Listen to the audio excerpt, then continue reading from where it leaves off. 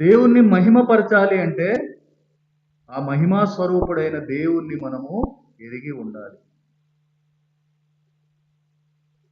ఆయనను ఎరిగి ఉండకుండా మనం ఆయనను ఏ రోజు మహిమపరచలేము. ఆయనను అనుభవించకుండా ఏ రోజు మనం ఆయనను ఆరాధించలేము. అలాగే ఆ మహిమ అంటే ఏంటి అనేది కూడా మనము అర్థం చేయాలి.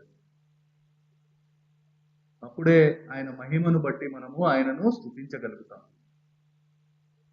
అలాగే ఆ మహిమ సన్నిధిని మనము అనుభవించగలగాలి.